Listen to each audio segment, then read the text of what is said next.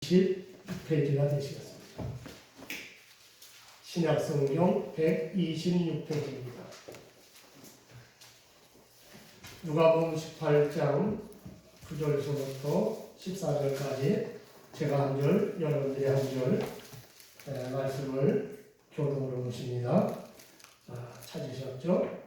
또 자기를 의롭다고 믿고 다른 사람을 멸시하는 자들에게 이 비유로 말씀하시되 두 사람이 기도하러 성전에 올라가되 하나는 바리새인이요 하나는 세리이라. 바리새인은 서서 따로 기도하여 이르되 하나님이여 나는 다른 사람들 곧 토세, 불이, 간음을 하는 자들과 같지 아니하고 이 세리와도 같지 아니함을 감사하나이다. 나는 입에 두루마리 의식하고 또 소득의 11조를 느끼나이다 하고. 세리는 멀리 서서 감히 눈을 들어 하늘을 쳐다보지도 못하고 다만 가슴을 치며 이르되 하나님이여 불쌍히 여기소서 나는 죄인으로소이다 하였느니라. 내가 너희에게 이르노니 이에 저리는 바리새인이 아니고 이 사람의 의롭다 하심을 받고 그의 집으로 내려갔느니라.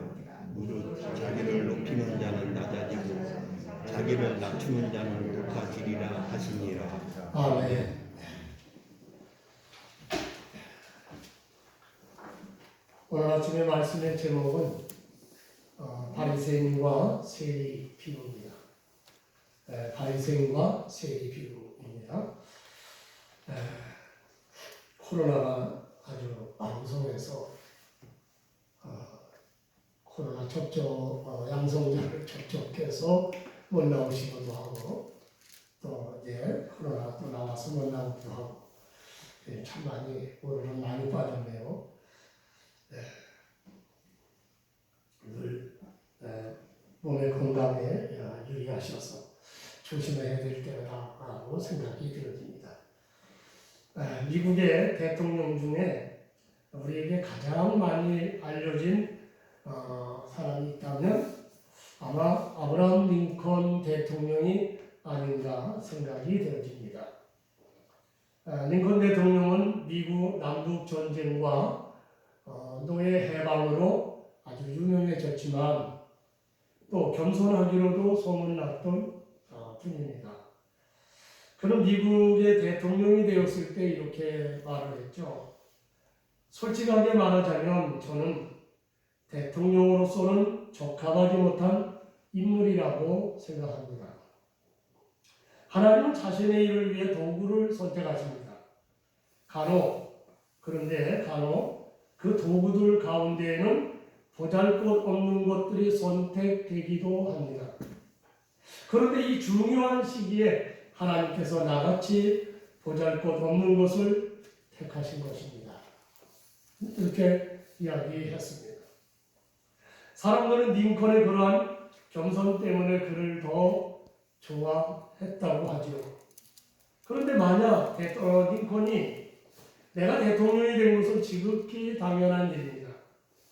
나는 실력을 갖추었고 국가와 국민을 위해서 누구보다도 더 많은 일을 했습니다. 라고 말을 했다면 아마 사람들은 그를 좋아하지 않았을 것입니다. 그렇습니다. 사람들은 누구나 겸손한 사람을 좋아합니다. 자신의 업적을 과대 포장하는 사람보다는 있는 그대로 진솔하게 말하는 사람을 더 사랑하죠.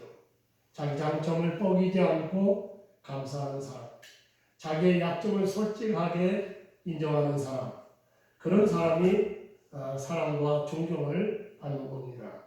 그런데 성경을 보면 하나님께서는 겸손한 사람을 더 좋아하신다는 겁니다. 사람들보다 하나님이 더 좋아하셔요. 그래서 잠언서 3장 34절에서 하나님은 거만한 자를 비웃으시며 겸손한 자에게 은혜를 베푸신다라고 하셨습니다. 겸손한 사람은 사람으로부터 존중받고 동시에 하나님으로부터 사랑받는 사람이 되는 겁니다. 오늘 보면 누가복음 18장을 보셨는데 누가복음 18장에는 두 가지 예수님께서 비유하신 것이 나옵니다. 이거 기도에 대한 말씀의 비유였어요. 그런데 먼저 1절로 8절까지는 잘 아시는 과부와 불의한 재판장에 대한 비유죠. 예수님은 처지가 딱한 그 과부가 아주 오만하고 불의한 재판장에게 자기의 억울한 사정을 해결해 달라고 날마다 번거롭게 찾아왔다는 겁니다. 날마다 찾아가니까 그 오만하고 불의한 재판장이 늘 와서 자기 문제를 해결하려는 저 과부, 저 여자 정말 못 견디겠어서 이제 과부의 소원을 들어줬다 하는 말씀을 하시면서 우리가 마찬가지로 항상 기도하되 낙심하지 말고 밤낮 부르짖어 기도하면 하나님은 응답하시는 것이다 라고 하는 이제 비유적으로 말씀을 하신 것이죠. 그리고 오늘 본문 9절로 14절의 말씀이 바로 바리새인과 세리의 비유입니다. 여기도 기도의 비유예요. 그런데 본문 말씀을 설명을 드리기 전에 우리는 예수님의 비유의 대상으로 삼은 이 바리새인과 세리, 이 사람들은 도대체 어떤 사람들일까 살펴볼 필요가 있습니다. 먼저 바리새인들이죠. 바리새인 하면 오늘날 우리 기독교인들에게는 부정적인 이미지로 자리 잡고 있습니다. 바리새인 좋아하지 않습니다. 그러나 원래 바리새인이라는 뜻은 구별된 자라는 뜻입니다. 이스라엘이 다 망하고 예수님 오시기 7, 80년 전 이미 그때 이스라엘은 거의 다 망했어요. 그때 나라를 살리고 우리가 정결한 삶을 사는 사람들이 모여야 된다. 그래서 구별된 사람들, 정결한 삶을 살기로 작정한 평신도들이 모여서 시작한 것이 바리새인들입니다. 그래서 그들이 구별된 자죠. 다시 말하면 바리새인들은 종교적으로나 율법적으로나 이방인들은 물론이요 세속적인 사람들과 구별되는 삶을 사는 사람들이었습니다. 그래서 이들은 많은 백성들의 존경과 지지를 받았습니다. 이들은 모세의 율법에 적힌 것뿐만 아니라 입으로 전해오는 엄격한 종교적 생활 규범들인 장로들의 유전, 성경의 장로들의 유전이라고 예수님이 지정하는 것이 나오죠. 장로들의 유전도 일상생활에서 반드시 지켜야 할 것으로 여겼습니다. 이러한 사소한 일까지 율법을 지키려는 열정을 품고 있었습니다. 그런데 그래서 유대인 가운데 나도 바리새인이 되겠다라고 하는 생각하는 사람은 시험 기간을 거쳐서 그 시험 기간 동안에는 11조를 드리고 철저하게 그리고 결례 규정을 아주 엄격하게 지키기로 약속하는 그런 사람들만 자기들의 공동체에 받아줬습니다. 이 때문에 바리새인은 대단히 자부심이 강했습니다. 그 결과 그들은 스스로 의롭다고 생각하고 다른 사람들을 멸시했다는 겁니다. 반면에 세리는 어떤 사람들입니까? 세리는요, 부와 명예와 권세를 갖기 위해서 혈안이 되어 있는 그런 세속주의적이고 또한 현실주의자입니다. 세리들은 로마의 권력을 등에 업고 로마 제국을 위하여 세금을 거두었고 로마 정부에 협조하면서 이익을 챙기는 사람들이었습니다. 그러므로 세리들은 신앙보다는 현실적인 행복을 더 추구했고요. 동족들로부터는 매국노라고 하는 지탄을 받았습니다. 유대인들은 누구도 세리들과 가까이 하려 하지 않았습니다. 심지어는요, 구걸하는 거지들까지라도 굶어죽는 있어도 저 세리, 매국노 저 세리의 돈은 나 받지 않겠다. 안 받았다는 거예요. 세리들은 그렇게 사회적으로 용납될 수 없는 그런 죄인 사람들이었죠. 이렇게 이 대조적인 두 사람, 극과 극에 서 있는 이 두 사람이 성전에 올라가 하나님께 기도를 드렸습니다.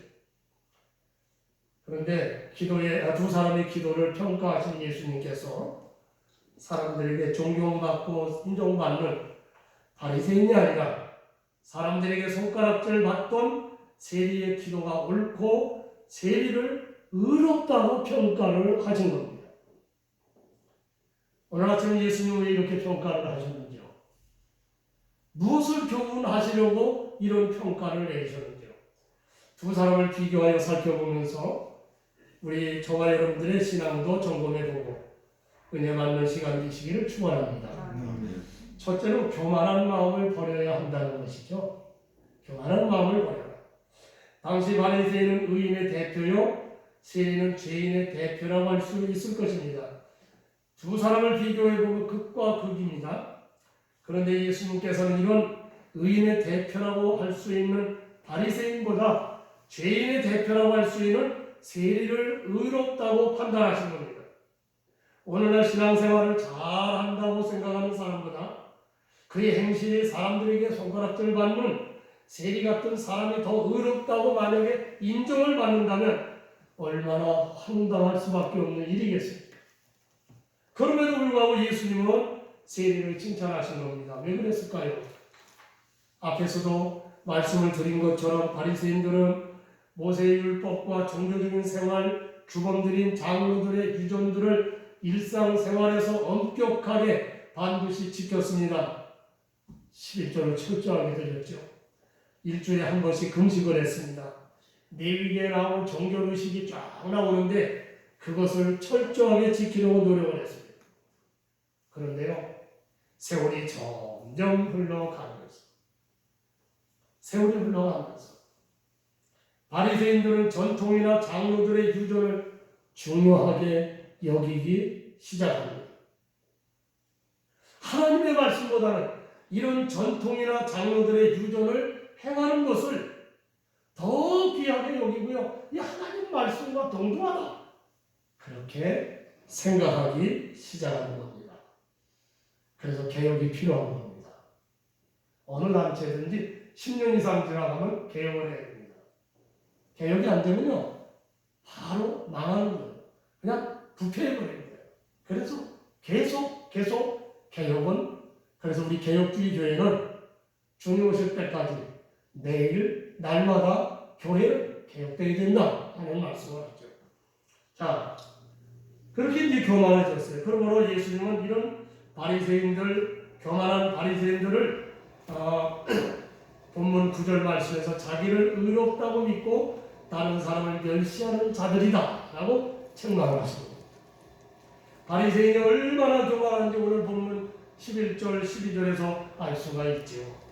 먼저 11절의 기도의 서두에서 보면요, 바리새인의 태도가 나옵니다. 바리새인은 서서 따로 기도했다라고 했습니다. 여기서 바리새인이 서서 기도했다. 우리는 특별한 경우가 아니면 다 앉아서 기도하는데요. 그런데 이 서서 기도한 것은요, 유대인들의 일반적인 기도의 자세입니다. 네? 유대인들은 거의 서서 기도를 했어요. 그것이 구약이나 신약이나 쭉 나옵니다. 그리고 서서 기도한 것은요, 여기 바리새인뿐만 아닙니다.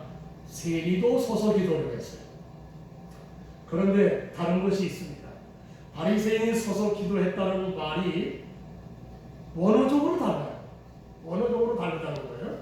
그러니까 세리는 유대인들의 기도 습관대로 서서 기도했지만 바리새인은 자기를 나타내려고 하는 모습으로 서서 기도했다는 겁니다. 바리새인은 다른 사람들에게 보이려고, 다시 말해서 자신을 드러내려고 의식적으로 사람들이 다 볼 수 있는 그런 자리, 그런 위치에서 기도했다는 겁니다. 그래서 저 사람은 기도의 사람이야, 그걸 인정받으려고 했던 것이죠. 이렇게 우월의식 속에서 기도한 바리새인은 따로 기도했다고 했죠. 근데 따로 기도한 건 문제가 되지 않습니다. 여기는 특별한 문제가 없습니다. 우리가 조용히 주님 앞에 기도할 때에 따로 기도하잖아요. 그런데 그의 기도 속에서 문제를 발견할 수가 있습니다. 하나님이여, 나는 다른 사람들 곧 도세 불이 간음을 하는 자들과 같지 아니하고 이 세리와도 같지 아니함을 감사하나이다. 나는 일일이 2번씩 금식하고 또 소득의 11조를 드리나이다. 바리새인의 기도는 처음부터 끝까지 자기 자랑입니다. 자기 자랑. 자기는 다른 사람들과 다르다는 겁니다. 곧 토색, 불이 간음을 하는 자들과 같지 않냐다는 겁니다. 토색이라는 말, 이 토색이라는 말은 남의 것을 빼앗는다는 말입니다. 남의 것을 빼앗아. 그래서 여리고성의 그 부자에게 세리장을 예수님을 만났을 때 그 여리고의 세리장이 예수님 앞에 제가 토색하고 있으면 사례가 낫겠습니다 이러잖아요. 남의 것을 빼앗습니다. 강탈하고. 그러니까 세리가 토색하는 자들이었죠. 그래서 이 세리와 같지 않습니다. 자기 저쪽에 좀 떨어져 기도하면 저 세리와 같지 않습니다. 그렇게 감사를 했다. 그러면 일주일에 2번 금식한다고 했습니다.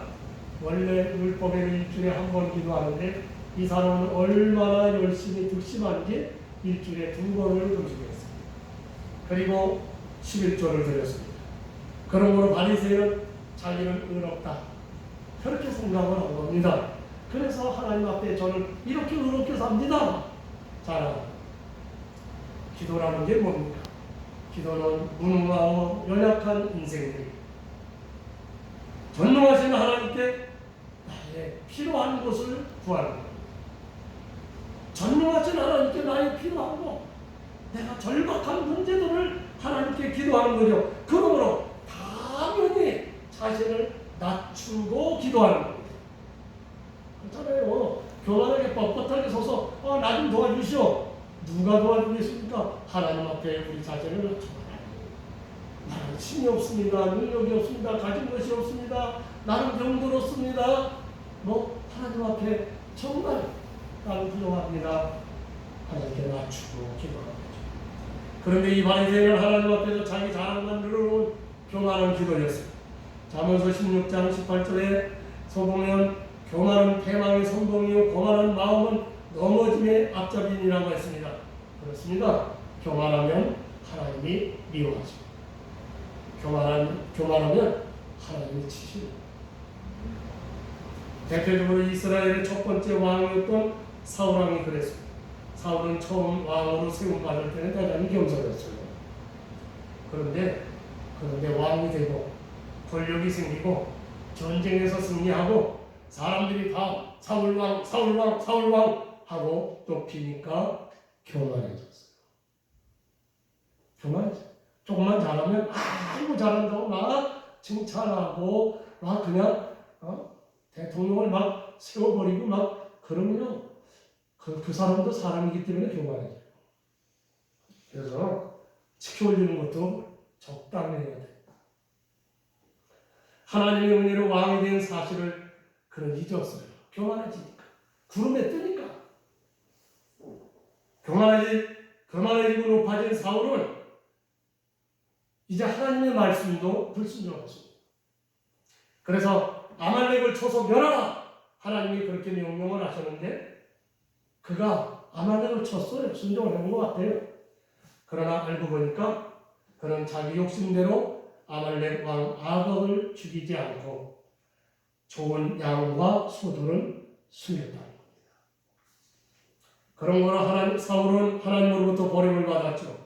사무엘상 15장 22, 23절에 보니까 사무엘이 이르되 여호와께서 번제와 다른 제사를 그의 목소리를 청종하는 것을 좋아하신 같이 좋아하시겠나이까. 순종이 제사보다 낫고 듣는 것이 수양의 기름보다 나으니 이는 거역하는 것은 점치는 죄와 같고 완고한 것은 사신 우상에게 절하는 죄와 같습니다. 왕이 여호와의 말씀을 버렸으므로 여호와께서도 왕을 버려 왕이 되지 못하게 하셨나이다. 그러므로 우리는 하나님 앞에 교만하면 안 되죠. 겸손한 자가 하나님의 은혜를 받는 겁니다. 바리새인은 교만하고 겸손하지 못해서 의롭다 함을 얻지 못한 것입니다. 두 번째는 자신이 죄인임을 알아야 한다는 겁니다. 내가 죄인이라는 사실을 알아요. 바리새인은 자기가 스스로 의롭다고 믿으니까 자기 자신의 죄와 허물을 보지 못했습니다.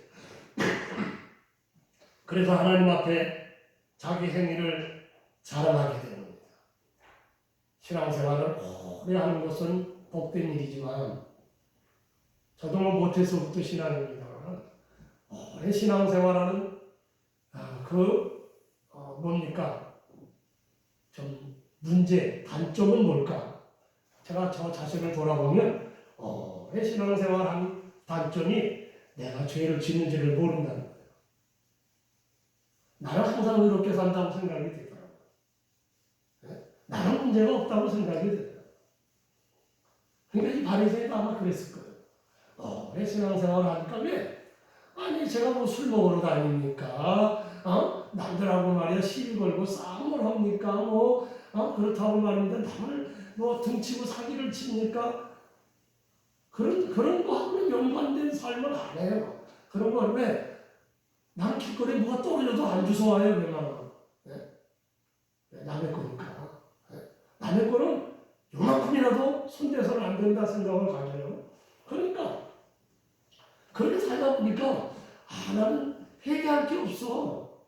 그게 이제 오래 신앙생활하는 사람들의 단점이 아닐까. 아니 제 자신을 보면서 얘기하는 거예요. 아마 바리새인이 그러지 않았을까. 영적 교만은 자기 자신의 죄를 보지 못합니다. 그러나 하나님을 만나고 하나님의 은혜를 체험하면 가장 먼저 깨달아지는 것이 자신의 죄와 허물입니다. 내 죄와 허물. 그러므로 그 죄로 인하여 큰 슬픔을 느끼게 되는 겁니다. 죄악 때문에 애통하게 되는 겁니다. 그래서 마태복음 5장 4절에 애통하는 자는 복이 있나니 그들이 위로를 받을 것이며 라고 한 겁니다. 여기에 죄인 세리가 그랬습니다. 세리의 기도는 죄에 대한 애통이었습니다. 당시에 의롭다고 인정받는 바리새인과 같은 성전 안에서 기도하던 세리는 너무 부끄러워서 사람들의 눈을 피해서 성전 한 구석에 서서 머리를 잔뜩 숙이고 가슴을 치면서 하나님이여 불쌍히 여기시옵소서 나는 죄인이로소이다. 오늘 13절에 이렇게 고백을 세리는 돈과 권력과 명예를 추구하면서 많은 사람들을 괴롭히고 그리고 빼앗았습니다. 많은 것을 누리고 있었습니다. 그러나 마음 한구석에 있는 죄악감은 그를 끊임없이 괴롭혔습니다. 세리는 스스로 자기는 죄인이라는 사실을 잘 알고 있었습니다. 그래서 하나님 앞에서 자신의 죄 때문에 얼굴도 들지 못하고 가슴을 치며 죄인이라고 고백했던 겁니다. 그러므로 예수님께서는 죄인된 자기를 불쌍히 여겨달라는 저 세리가 의롭다 하심을 받았다라고 선언하신 겁니다. 여기 의롭다 하심을 받았다는 말은 헬라 원어의 뜻은 지금까지 죄인으로 살았던 것은 과거가 되었고 이제는 의롭다고 인정받아 구원의 자리에 들어왔다 그런 말씀입니다. 그러므로 세리는 이제까지 죄인이었지만 지금부터는 의인으로 인정받은 겁니다. 영국의 에딘버러 대학의 제임스 심프슨 교수는 진통제를 발견하신 분입니다. 이분이 진통제를 발견하기 전에는요 수술을 받아도 죽을 지경이었습니다. 그렇잖아요. 칼로 맞춰야 되고 그런데 얼마나 아프겠어요. 그런데 이분이 진통제를 발견하면서 많은 수술 환자들이 고통 없이 수술을 받게 된 겁니다. 그러니 의학계에 정말 천지 개벽을 노리시죠? 노벨감상이었습니다. 어느 날 나이가 많은 심프슨 교수가 학생들에게 강의를 하고 있었다고 하죠. 그때 한 학생이 이 노 교수 심프슨 교수에게 교수님의 생애 가운데서 가장 뜻이 있고 또 소중한 발견 한 가지를 들라고 하면 무엇을 두시겠습니까? 라고 이렇게 물어봤습니다. 학생은 왜 물어봤겠어요? 심프슨 교수가 발견한 그 진통제 대단한 것이었기 때문에 학생은 교수님이 당연히 내가 진통제를 발견한 것이다 이렇게 대답이 올 것으로 예상하고 질문을 했어요. 그런데 심푸순 교수는 잠시 생각에 잠기더니 뜻밖의 이런 대답을 하더라고요. 나의 생애에 있어서 가장 소중한 발견은 나는 죄인이라는 사실과 예수님이 나의 구주라는 사실을 발견한 것입니다. 라고 대답을 했다는 거예요. 그렇습니다. 우리 인생을 뒤바꿀 만한 위대한 발견은 다름 아닌 내가 죄인이라는 겁니다. 그 죄 문제를 해결해 주실 분은 예수님밖에 없다는 사실입니다. 이것이 위대한 발견입니다. 이것을 발견한 세리는 주님으로부터 의롭다 하심을 받고 집으로 내려갔습니다.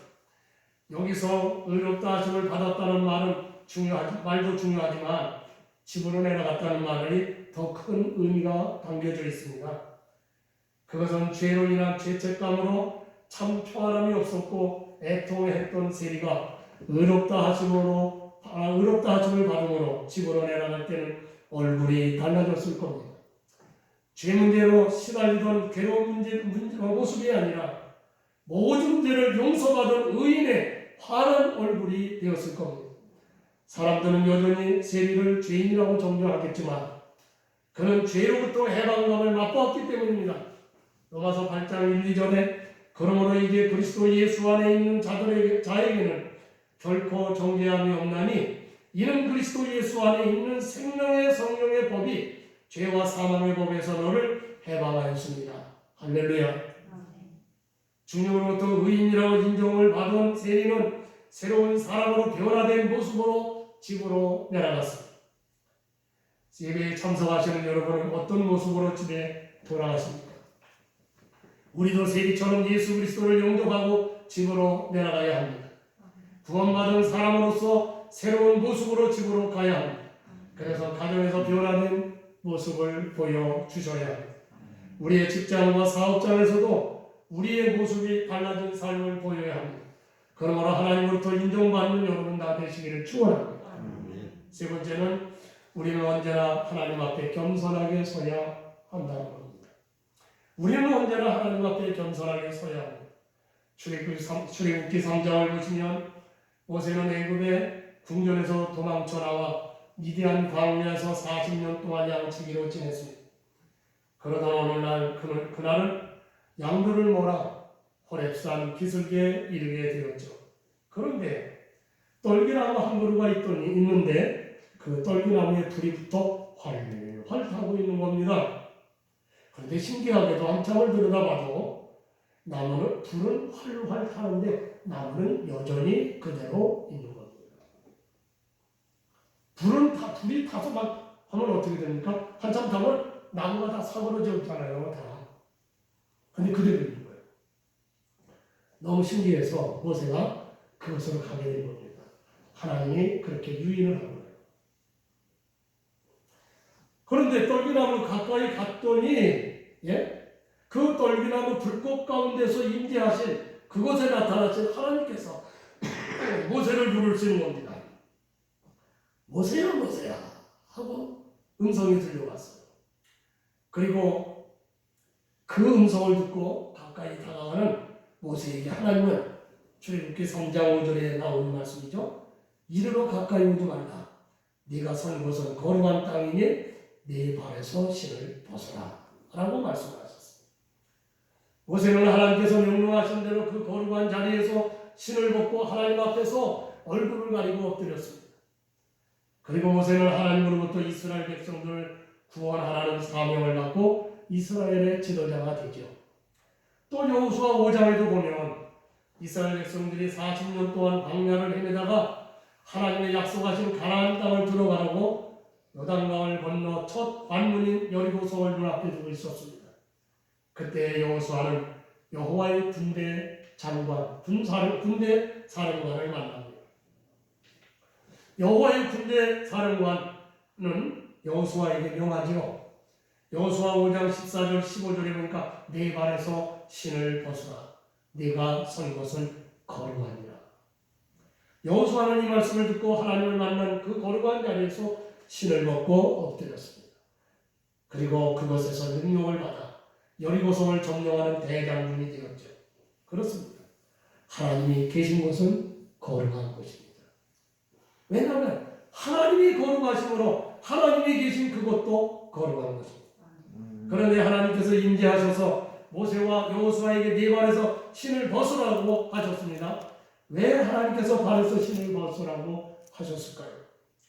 그것은 사람이 신고 다니는 신은 인간의 온갖 더러움의 표상입니다. 무슨 말이냐 하면 사람들이 신을 신고 온갖 더러운 것을 다 돌아다니죠. 신 신고 속할 때 말갈 때 다 가는 것이죠. 그러므로 그런 더러운 신을 신고 하나님께서 계신 거룩한 땅을 밟을 수가 없다는 말입니다. 그러므로 신을 벗으라고 명령을 하신 것이죠. 그러나 신을 벗으라는 말은 우리가 영적으로 보면 죄와 허물로 더러워진 것을 다 벗어버리라 그런 뜻입니다.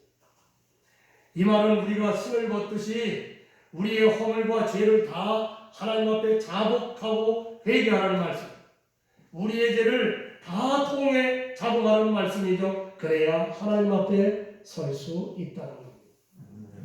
또한 신을 벗으라고 하는 것은 겸손히 순종하라는 말씀입니다.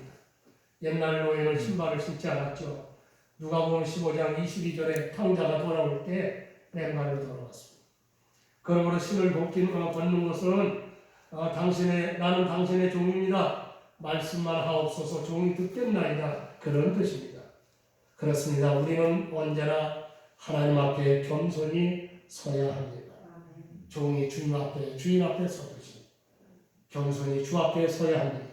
그래야 하나님께서 은혜를 베풀어 주시는 겁니다. 오늘 예수님은 본문 14절 하반절에서 결론을 지으셨죠. 무릇 자기를 높이는 자는 낮아지고 자기를 낮추는 자는 높아지리라 라고 하셨습니다. 그렇습니다. 우리가 하나님 앞에서 어떠한 태도를 가지고 나아가느냐에 따라 하나님의 평가가 달라지는 겁니다. 하나님 앞에서 스스로 높이고 교만한 자는 버림을 받는 겁니다. 그러나 하나님 앞에서 스스로 낮추어 겸손한 자는 하나님께서 그를 높여주시는 겁니다. 그러므로 이사야 선지자는 하나님 앞에서 이사야 6장 5절에 보면 바로가 나여 망하게 되었도다. 나는 입술이 부정한 사람이요 나는 입술이 부정한 백성 중에 거주하면서 만군의 여호와신 왕을 배웠음이로다 하고 자기 죄를 고백하고 두려워했습니다. 또 예레미야 선지자도 예레미야 1장 6절에서 슬프도소이다 주 여호와여 보소서 나는 아이라 말할 줄을 알지 못하나이다 라고 자기를 어린 아이라고 했고요. 지혜로운 왕 솔로몬도 자기를 작은 아이라고 했죠. 열왕기상 3장 7절에 나의 하나님 여호와여 주께서 종의 아버지 다윗을 대신하여 왕이 되게 하셨사오나 종은 작은 아이라 출입할 줄을 다 알지 못하나이다. 예수님의 수제자다는 베드로도 예수님을 처음 만났을 때에 자신이 죄인임을 깊이 깨닫고 예수님 앞에 엎드려서 주여 나를 떠나소서 나는 죄인이로소이다 라고 고백을 하죠. 그렇습니다. 하나님은 자기가 죄인이라는 것을 고백하는 자를 사랑하시고 구원해 주십니다. 하나님은 겸손한 자를 쓰십니다. 하나님은 겸손한 자에게 은혜를 주시는 겁니다. 그러므로 주님 앞에 우리는 늘 겸손하게 예배를 드리고 기도하는 자들이 되어서 넘치는 하나님의 은혜를 받고 영육간의 복된 삶을 사시는 여러분 다 되시길 주의 이름으로 축원합니다. 기도하시겠습니다. 사랑하시는 아버지 은혜와 사랑하심을 감사합니다. 오늘 아침에 바리새인과 세리의 기도 비유를 통해서 우리가 주님의 뜻을 발견하고 우리가 하나님 앞에 어떻게 서야 하는 것인지를 우리 깨닫게 하시고 은혜를 주심을 감사합니다. 스스로 의로워져서 교만해지면 하나님 앞에 버림을 받고 우리가 이와 같이 늘 죄인 것을 깨닫고 부정한 것을 알고 주님 앞에 나는 아무것도 모릅니다. 나는 연약합니다. 나는 죄인입니다.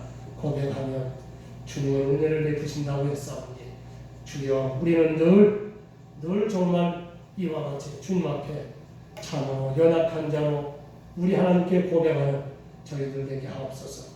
우리의 삶은 바리새인처럼 정말 의롭게 살려고 애를 쓰고 그러나 나는 죄인입니다 고백한 세리처럼 늘 나는 죄인인 것을, 연약한 자인 것을 깨달아 주님 앞에 회개하고 사는 저희들 다 되게 하시고, 그래서 인정받는 저희들 되게 하여 주시옵소서. 예수님의 거룩하신 이름으로 기도합니다.